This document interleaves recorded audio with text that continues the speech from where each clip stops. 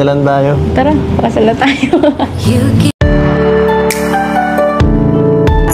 Payo ko lang sa kanilang dalawa. Kasi, syempre medyo, pa si Biancy.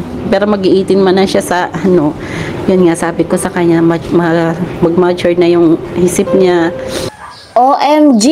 May nangyari palang ganito. Biancy, binuking ng sariling ina.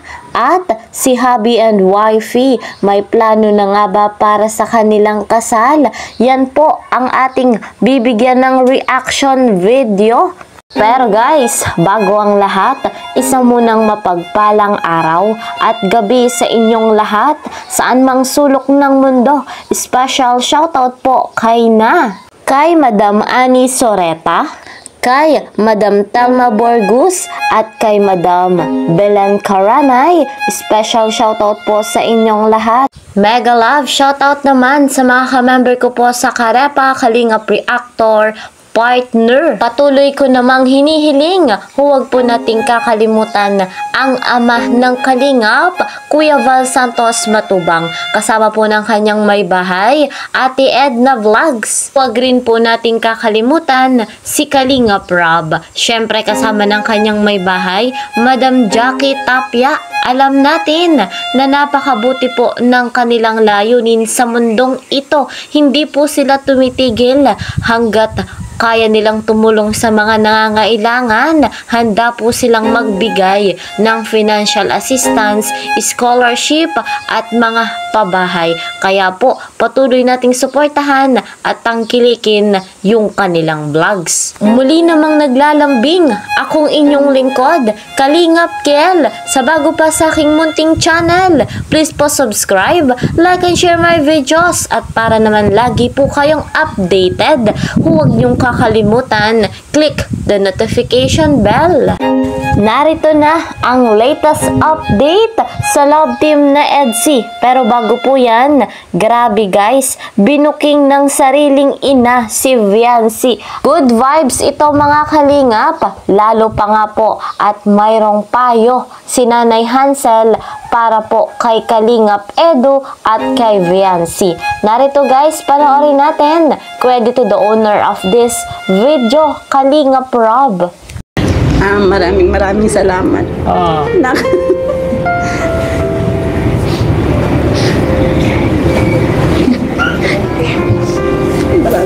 Maraming salamat dahil kung hindi dahil sa iyo, hindi naging ganito yung buhay namin ngayon.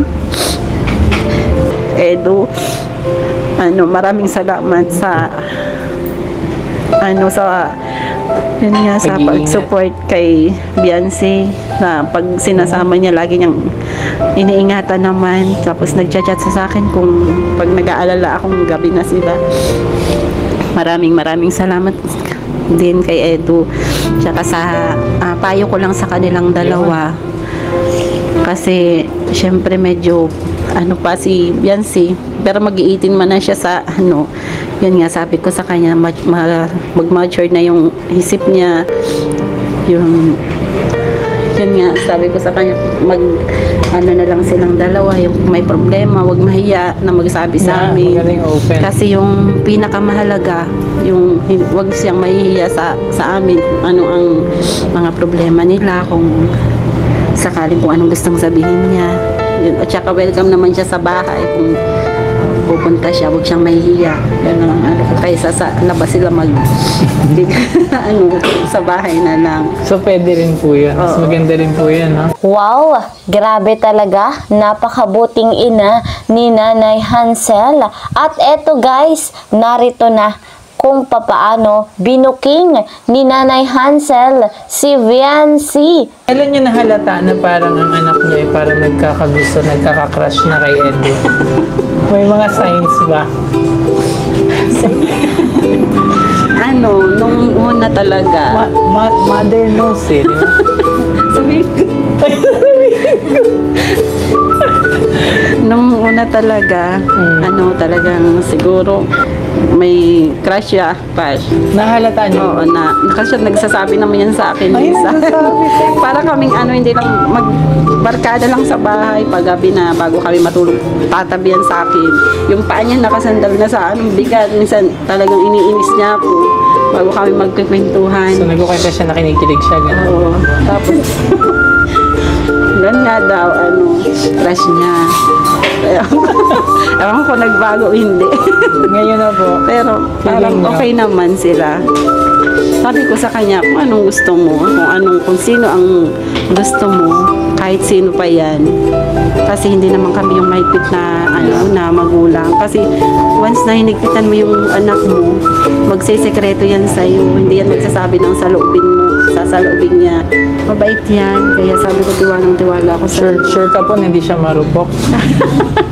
Kaya lang yun nga, sabi ko sa kanya, wag lang siyang masaktan kasi pag Pag hindi pa siya nakakaranas na umibig, sabi ko, pag nasaktan ka. masakit yung unang sakit eh. Oo, sabi ko, magsabi ka lang, ka kung anong nararamdaman mo. Kasi, So, nababahala kayo kasi hindi pa siya nagkakaroon ng Oo. parang gano'n. Tsaka, kung masaktan man siya, experience. Saka natin interviewin kung sasaktan ba to. Hindi ito sasaktan. Pero sana hindi naman. Yeah, hindi naman po. Napakaganda po ng ugaling pinapakita ni Viancy sa kanyang mga magulang. Nakaka-proud yung ganitong klaseng bata. Eto naman mga kalingap, ang sunod na kaganapan kung saan tunay na nga bang may plano para magpakasal si hubby at si wifey. Panoorin po natin ito. Kaya susulitin ko na talaga yung bawat araw na ito okay yung pasok ka sa akin. Kasi pag solo na naman ako. Dati naman yung kasama ko, si Arjun, na napasaway. At yan, pagod na naman, solo na naman. Pero nag-enjoy naman ako ngayong bakasyon. Lahat ng mga ginagawa natin. Kaso kailangan mo rin talaga mag-aaral Huwag ka na mag-aaral, no? Sama ka na lang sa akin. Mag-scout na lang tayo maghapon. Mag-vlog na lang tayo. Tara, pakasal na tayo. Joke lang. Narinig mo sana kanina sila mama eh. Ano si Pato? Diretso na, oh. Mabihira na. Dito kasi nag-ano dito eh. Hindi mo tuloy narinig sila mama. Ako. Biro-biro lang din. Ako. Handa to.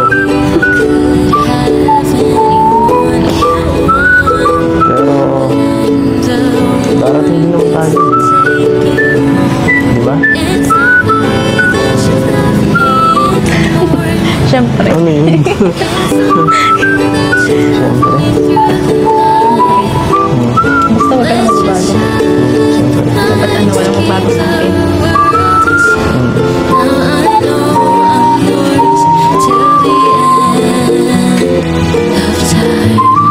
Grabe talaga ang plano ng EDC. Siyempre, doon nga rin naman pupunta yung kanilang samahan, yung kanilang love team. Sa kasalan din naman mauuwi. Ang kagandahan pa dyan, pabor na pabor sa magulang ni Viancy. Nabanggit nga po nung ama, makapagtapos lamang ng pag-aaral si Viancy, talagang go na go sila. At hindi sila kokontra sa kung ano man ang plano ni Viancy at ni Papa Eds.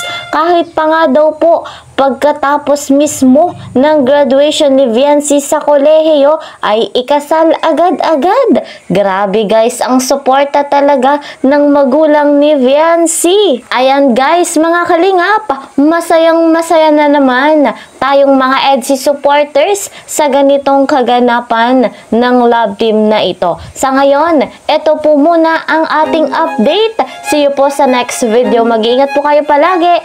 God bless everyone. God bless Team Kalingap. Bye-bye!